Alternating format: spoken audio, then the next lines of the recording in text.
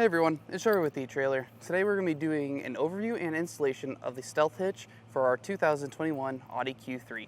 So one thing that sets the Stealth Hitch apart compared to the other trailer hitch receivers you could get for your Audi Q3 is that this is going to be actually removable. It'll be the same 2x2 opening and everything. It'll have 600 pounds of tongue weight, but you can take that off, give yourself a complete factory look. Only issue is it's not going to be rated for any towing use, only for your bike racks and your cargo carrier, which is perfect for our neighbor today who's actually using this for a bike rack.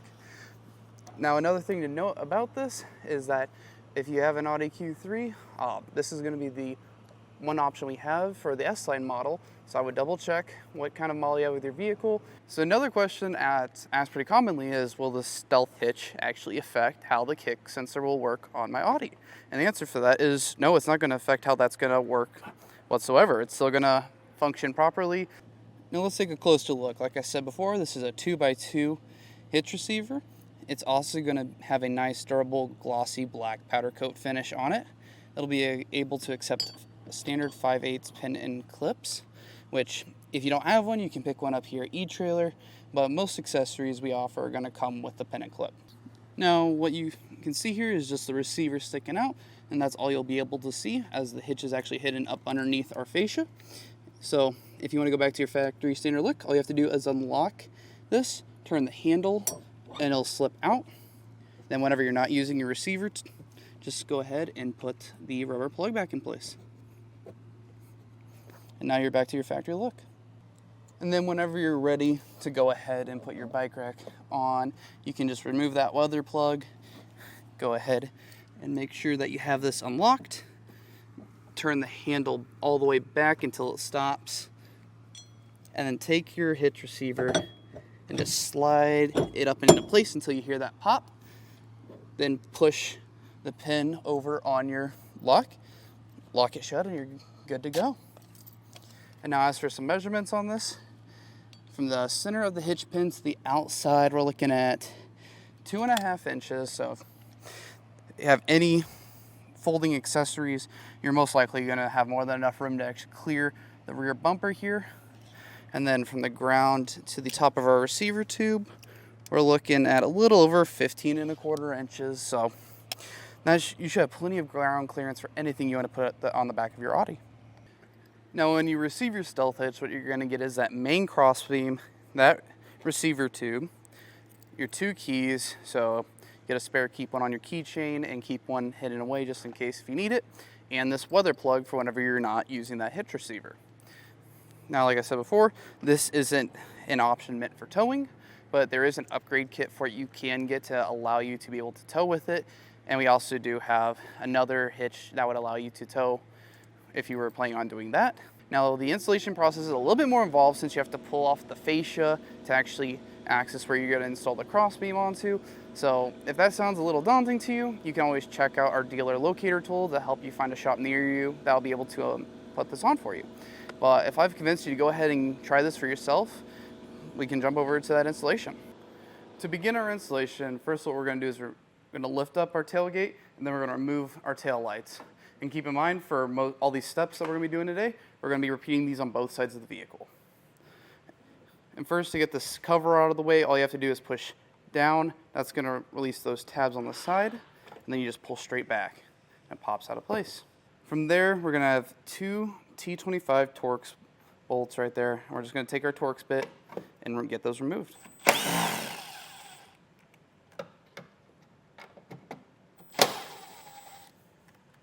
Now to get our tail light out, all we're going to do is pull that straight towards us. And we're going to wiggle it back and forth to help get it out of place.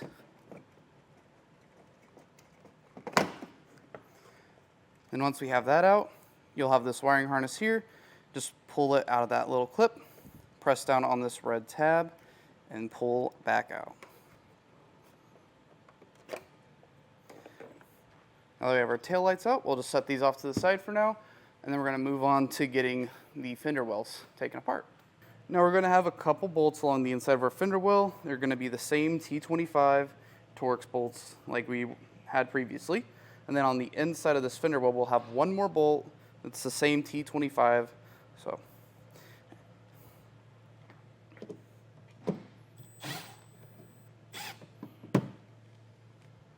Now we're just going to peel back the liner to get access to that bolt, and I'm using a plastic trim panel tool to help me get this started. So sometimes on a little bit older cars they can be a little bit more difficult to get started like this. Now once we have that back, the bolt should be located right here. Now we're going to pull back the wheel liner here. That's just going to be to get to one last screw that's holding this fascia to this fascia. And to do that, all we have to do is simply reach our fingers underneath the side of it and slowly pull out towards ourselves. And then as you start to get off, you'll have more room to slide your fingers in there and slowly apply some pressure. We're just looking to get it peeled back a little bit to access that bolt. And a good trick is if you have some extra paper towels lying around, just shove them in there to hold that in place for you, so that whenever you take the fascia off, it's a little bit easier. When you go to put it back on, you don't have to worry about hitting the outside of your wheel liner. And as you can see too, we also did some painter's tape around the outside of any of the fascia that could get scratched. That's just there to protect it. After we have the wheel well liners pulled out and that bolt taken out, we'll be moving on to the last section before we can pull this fascia off. We're going to have 4 bolts holding the fascia in place. And to get to 2 of them, we have to remove this threshold here. So the easiest way to do it, just kind of pull up on it by hand and try and work in a trim panel tool. And slowly pry up on it. And you'll hear that clicking sound as you work your way down. There we go.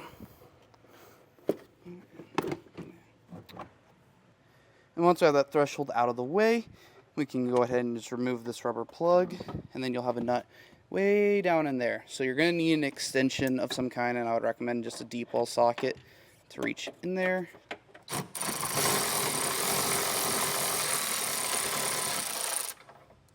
And after you get that nut off, you'll have one more located right inside of here. And I'll have that little stud, and I did realize one thing is this isn't threaded all the way back, so once you get it unthreaded most of the way off, you have to actually reach in there and pull it the rest of the way off. The way I'm using is I'm just taking this pick and I'm reaching in there, and I have one finger on the front of the stud, another on the back of the nut, and I just pull it off and hold it so that it doesn't fall down inside of our body.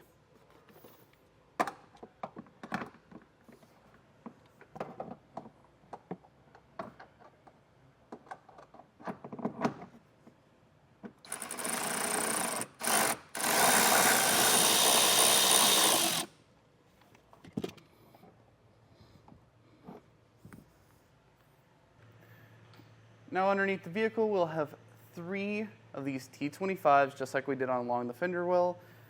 And all we're going to have to do is remove those from both sides, and then the whole fascia will come off.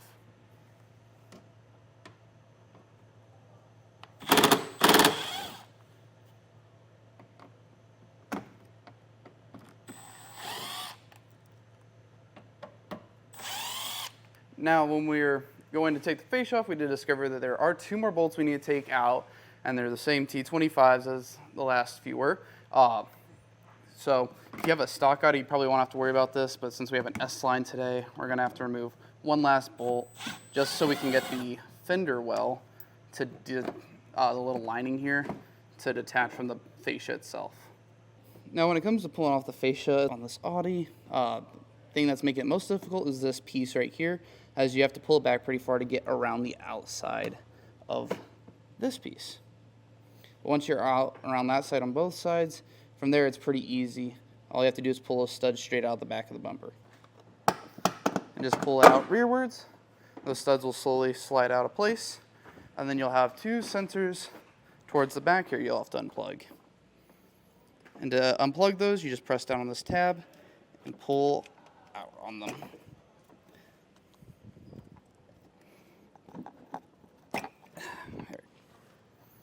Now that we got the fascia removed, we're going to go ahead and take off this bracket, as this is going to be relocated on the hitch. And then we're just going to set this off to the side. Now before we move to getting the bumper mount off, we're first going to move these wires out of the way for the time being. And to do that, I'm just going to take a flathead and put it right back here and just slowly pry these off. It does make it easier if you kind of wiggle it back and forth as you do that. And with those out of the way, we'll go ahead and remove these 4 bolts from both sides. It's going to be 13mm socket I'm using.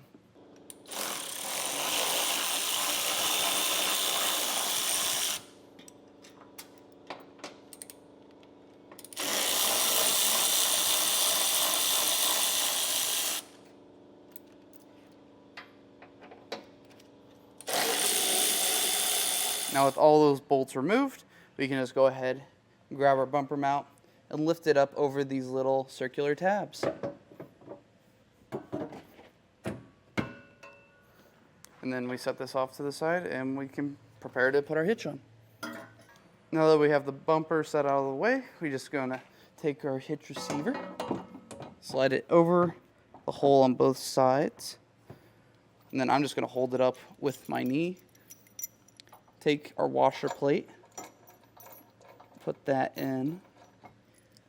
Just get them hand tight. You don't need to get them very, very tight. We're just going to use them to hold up the hitch on this side, and then we'll just do the same thing on the other side.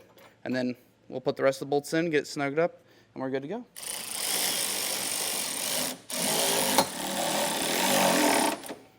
Now we're going to go ahead and get the 8 bolts torqued down to the specs in the installation instructions.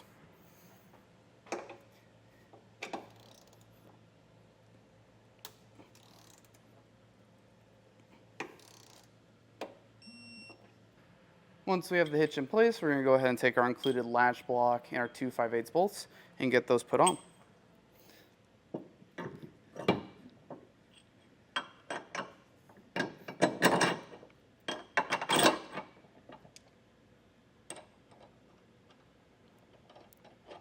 And we're going to get this hand tight for now, but we'll come back and snug those down and torque them to spec. Now I'm going to use a 15/16 wrench and socket to get these snugged up with.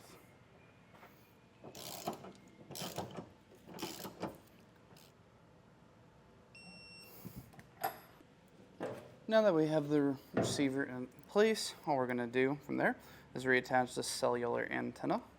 And to do that, all we have to do is use the included hardware to put that on there.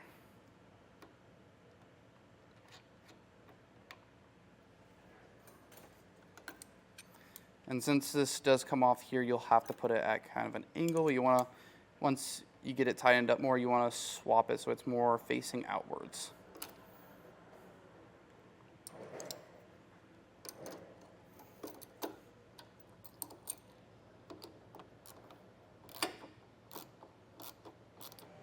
Now that we got everything torqued down to specs, we'll go ahead and put everything back on that we took off in the reverse order. And if we run into anything weird, we'll come back and show you. Once you have that completed, you've completed your installation of this Stealth Hitch on your 2021 Audi Q3.